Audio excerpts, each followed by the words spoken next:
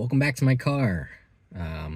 We're following Abram through the Bible. All right, so in the previous chapter, Abram and Lot split ways. Now we have chapter 14 in the World English Bible. In the days of Amraphel, king of Shinar, Arioch, king of Elasar, Chedorlaomer, king of Elam, and Tidal, king of Goim, they made war with Bera, king of Sodom, Bersha, king of Gomorrah, Shinab, king of Admah, Shemeber, king of Zeboim, and the king of Bela, also called Zoar. All these joined together in the valley of Siddim, also called the Salt Sea. They served Chedorlaomer for 12 years, and in the 13th year they rebelled.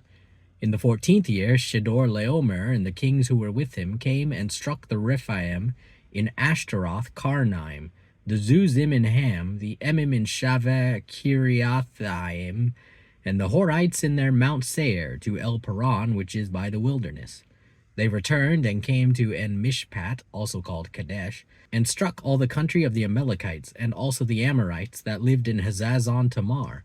The king of Sodom and the king of Gomorrah, the king of Admah, the king of Zeboim, and the king of Bela, also called Zoar, went out, and they set the battle in array against them in the valley of Siddim, against Chedorlaomer, king of Elam, Tidal, king of Goim, Amraphel, king of Shinar, and Arioch, king of Elasar, 4 kings against the 5.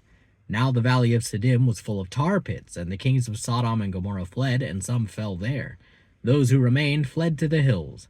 They took all the goods of Sodom and Gomorrah and all their food and went their way. They took Lot, Abram's brother's son, who lived in Sodom, and his goods, and departed. I have no idea what just happened. Someone took something. Kings were fighting? Who are all these kings? What are all these countries? These are just what Noah and his descendants have gotten up to. They made all these, they made Lord of the Rings. Why should I care or, know about any of these people? Am I supposed to? Am I supposed to have context for what's actually happening here? One who had escaped came and told Abram, the Hebrew. At that time he lived by the oaks of Mamre, the Amorite, brother of Eshcol and brother of Aner. They were allies of Abram. When Abram heard that his relative was taken captive, he led out his 318 trained men, born in his house, and pursued as far as Dan. He divided himself against them by night, he and his servants, and struck them, and pursued them to Hobah, which is on the left hand of Damascus. He brought back all the goods, and also brought back his relative Lot and his goods, and the women also, and the other people. It's so fucking backwards. He brought back the goods. Yay! And the women, which are like goods. Yay! And other people. Okay. He brought back people. Also, what the fuck, man? They took the women too, of course. I don't consider myself a feminist. I could understand people thinking that of me, and I'm not necessarily going to fight it. I think of it more as sex in a lot of ways holds us back. The concept of gender and sex, we focus too much on the differences and we ignore what we have in common, which is a lot.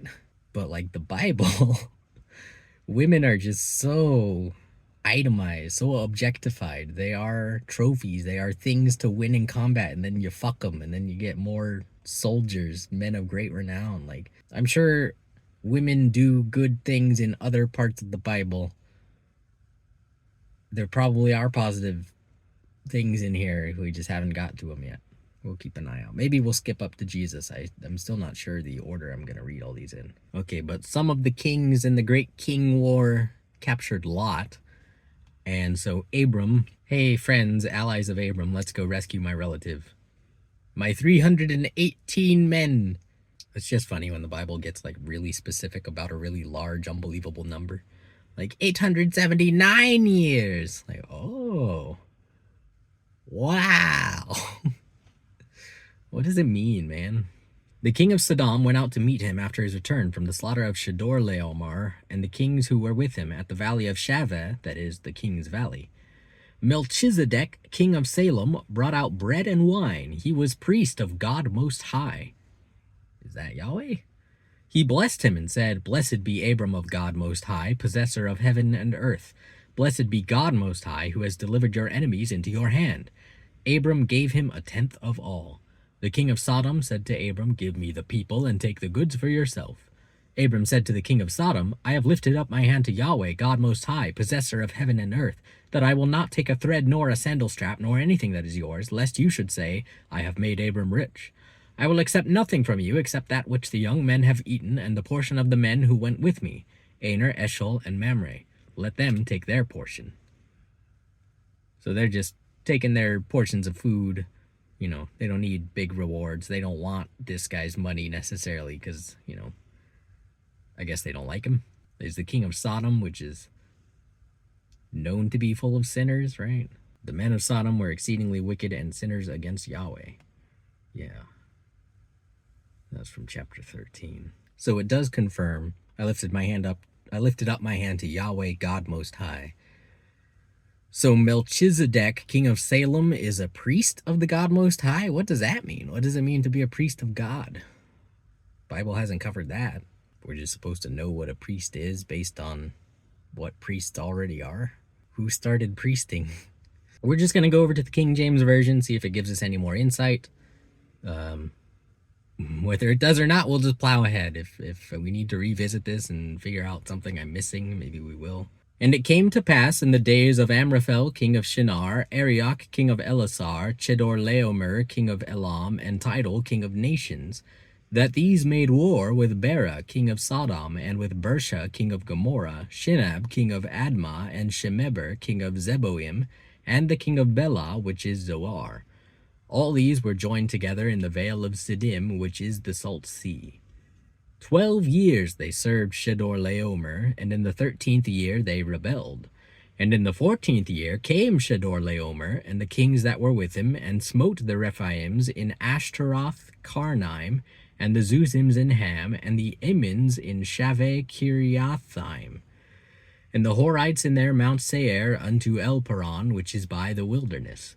And they returned and came to Enmishpat, which is Kadesh, and smote all the country of the Amalekites, and also the Amorites that dwelt in Hazezon Tamar. And there went out the king of Sodom, and the king of Gomorrah, and the king of Admah, and the king of Zeboim, and the king of Bela, the same as Zoar, and they joined battle with them in the vale of Siddim, with Chedorlaomer, the king of Elam, and with Tidal, king of nations, and Amraphel, king of Shinar, and Arioch, king of Elasar, 4 kings with 5. And the vale of Siddim was full of slime pits, and the kings of Sodom and Gomorrah fled, and fell there, and they that remained fled to the mountain. And they took all the goods of Sodom and Gomorrah, and all their victuals, and went their way. And they took Lot, Abram's brother's son, who dwelt in Sodom, and his goods, and departed. And there came one that had escaped, and told Abram the Hebrew, for he dwelt in the plain of Mamre the Amorite, brother of Eshol, and brother of Aner, and these were confederate with Abram. And when Abram heard that his brother was taken captive, he armed his trained servants, born in his own house, 318, and pursued them unto Dan. And he divided himself against them, he and his servants, by night, and smote them, and pursued them unto Hobah, which is on the left hand of Damascus. And he brought back all the goods, and also brought again his brother Lot, and his goods, and the women also, and the people. And the king of Sodom went out to meet him after his return from the slaughter of Chedorlaomer, and of the kings that were with him at the valley of Shaveh, which is the king's dale. And Melchizedek, king of Salem, brought forth bread and wine, and he was the priest of the Most High God. And he blessed him, and said, Blessed be Abram of the Most High God, possessor of heaven and earth. I guess maybe God finally found that descendant of Noah he was always looking for. But why? What specifically? What can we aspire to? What can we learn from this other than hope you're born special? If you're not, you'll get cursed. But if you are, you'll get everything handed to you. All this land promised to you, everything. Doesn't matter what you did or didn't do. It's terrible, morals, even if you believe it. And blessed be the Most High God, which hath delivered thine enemies into thy hand, and he gave him tithes of all. And the king of Sodom said unto Abram, Give me the persons, and take the goods to thyself. And Abram said to the king of Sodom, I have lifted up mine hand unto the Lord, the Most High God, the possessor of heaven and earth. And so I guess Abram is saying, it's not me, it's him, which, cool, I guess. That I will not take from a thread, even to a shoe latchet, and that I will not take anything that is thine, lest thou shouldest say, I have made Abram rich. save only that which the young men have eaten, and the portion of the men which went with me, Aner, Eshol, and Mamre. Let them take their portion. I guess Abram killed the opposing kings. Like, he won the war in rescuing his brother with his allies. I have lifted up my hand to the Lord that I will not take anything that isn't mine, because I don't want you to make me rich. And that's where it gets kind of like interesting. Like, are there things not good enough for you? Do you just not want to be rich? He says, I don't want you to say that you've made me rich. He doesn't want to give them credit for, like, paying him, I guess, to win the war. Maybe he wants it to be clear that he won the war not for money, which I can respect. But the point of this chapter, as far as I can tell, is that there were a lot of kings having some fights, and they kidnapped Lot, and Abram rallied his forces, like Aragorn rallying the dead army, and won the war, turned the tides, rescued Lot, and the king of Sodom blessed him, and the king of Salem, the king of Salem with the high priest, blessed him. And Abram, like, gave them stuff. Abram gave him 1/10 of all. And then the king said, give me the people and take the goods for yourself. And Abram was like, nah, I just need food. A little bit of food on my way. Fill up my gas and we'll get going. But, like, why is Abram so special?